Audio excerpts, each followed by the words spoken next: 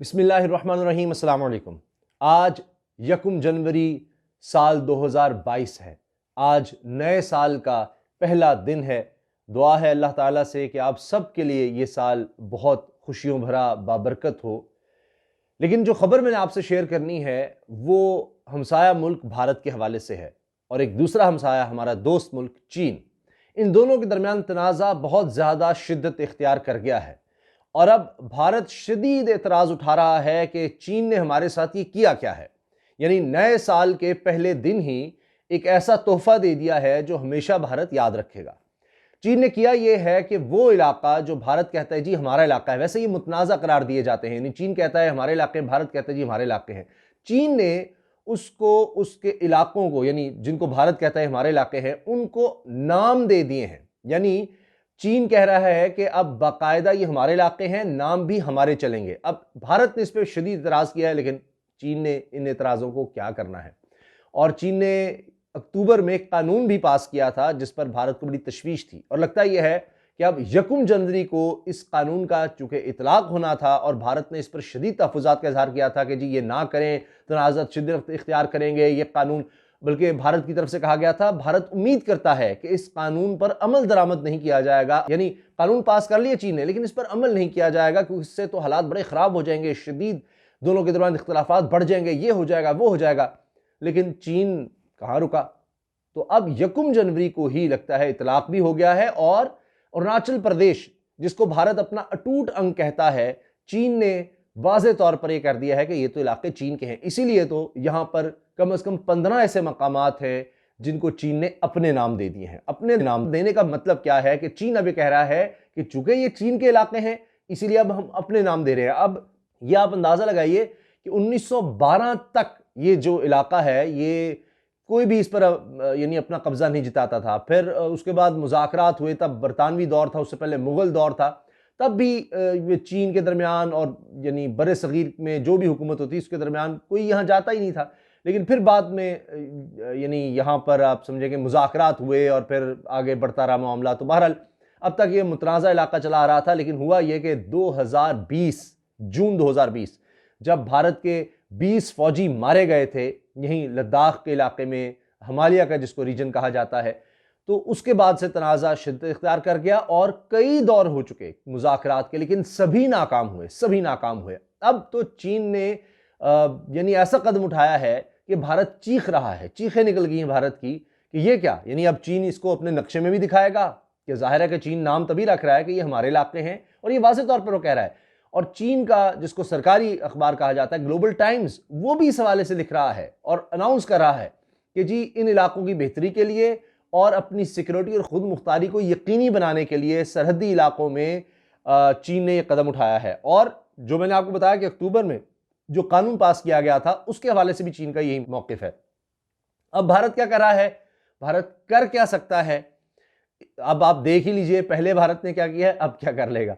भारत इस पर सिर्फ और सिर्फ रद्दमल दे रहा है, भारत इस पर एहतजाज कर रहा है और ये कह रहा है जी इससे कोई फ़र्क नहीं पड़ता, ये तो हमारे ही इलाके हैं, कोई बात नहीं अगर चीन ने कोई नाम दे दिए हैं, कुछ भी नहीं। क्योंकि नरेंद्र मोदी पर पहले भी बड़ी शदीद तनकीद हुई थी अपोजिशन की तरफ से, क्योंकि नरेंद्र मोदी भारत के वज़ीर आज़म ने कहा था कि जी कोई दरअंदाजी नहीं हुई, कोई कुछ नहीं हुआ। लेकिन बाद में यही तनकीद का निशाना बनाया गया कि अगर यानी खुद कह रहा है नरेंद्र मोदी अपनी मर्जी से कह रहा है कि जी कोई नहीं आया चीन की तरफ से, हमारी सरहद में नहीं आया, तो फिर हमारे 20 फौजी क्यों मारे गए। जब चीन का मौक़िफ़ दुरुस्त है फिर इसका मतलब है कि जून 2020 में, और इसमें आपको पता है कि एग्रीमेंट है चीन और भारत के दरमियान कि इस इलाके में असलहा नहीं होगा, तो फिर ये कहा गया कि पत्थरों और डंडों से ही मार मार के भारतीय फौजी मार दिए थे और कई जख्मी हुए थे। उसकी वीडियोस भी पहले तस्वीर फिर वीडियोस शेयर की गई, किस तरह इनको पकड़ा हुआ है भारतीय फौजियों को और किस तरह उनको कैदी बनाया हुआ है, किस हाल में है,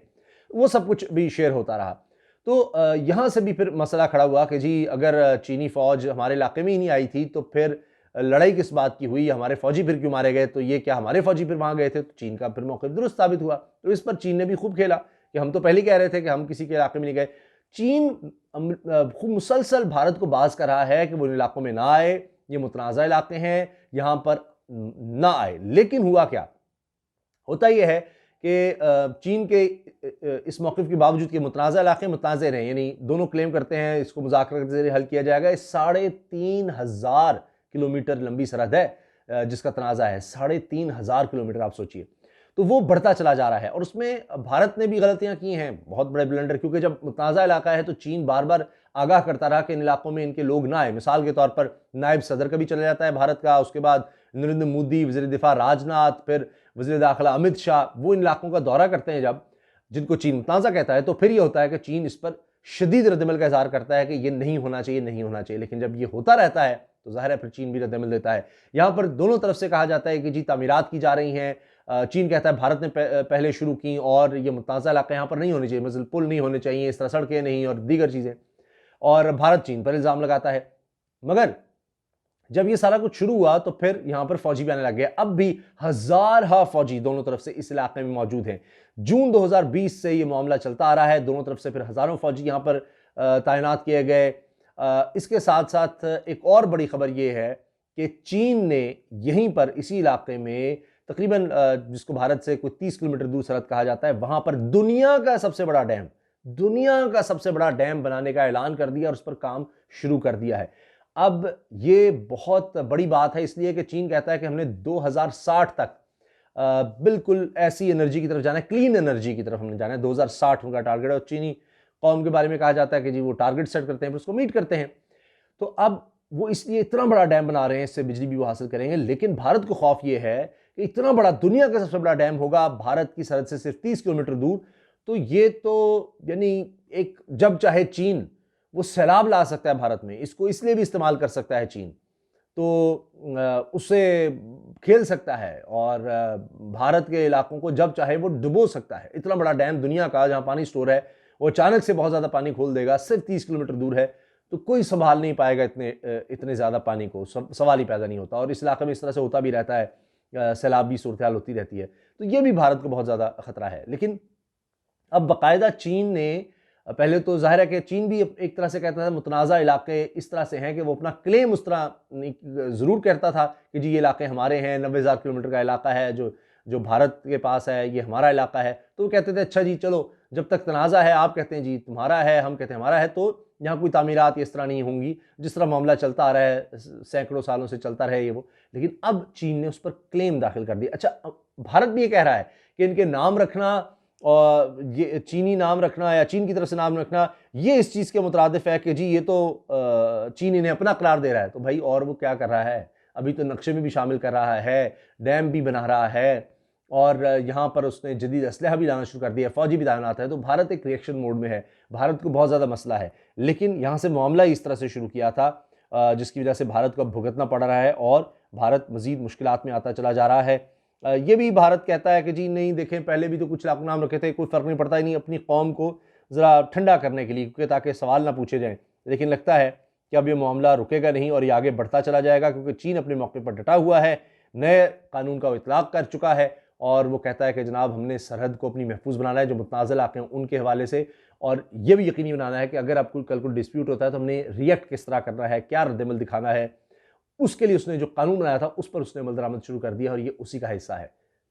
नाम भी हमारे चीन कह रहा है, इलाके भी हमारे, और कोई जरूरत ना करे इसको बदलने की। अब अगर मुज़ाकरात से बात नहीं बन रही तो ठीक है, फिर हम भी अपनी मर्जी करेंगे। अब लाख भारत अमेरिका को आवाज़ें देता रहे या अमेरिका की तरफ देखे, चीन का अमेरिका से भी तनाज़ा चल रहा है ताइवान के हवाले से, तो चीन कहता है ताइवान हमारा हिस्सा है, अमेरिका छेड़छाड़ ना करे और चीन इस पर भी सख्त रद्दमल देगा। तो चीन ऐसे मामला से बिल्कुल भी पीछे हटने को कतई तौर पर तैयार नहीं है। वो इसको अपनी इलाकाई खुद मुख्तारी, अपनी सरहदों की हिफाजत करार देता है, एक मुल्क करार देता है और इसके लिए वो किसी भी हद तक जाने को तैयार है।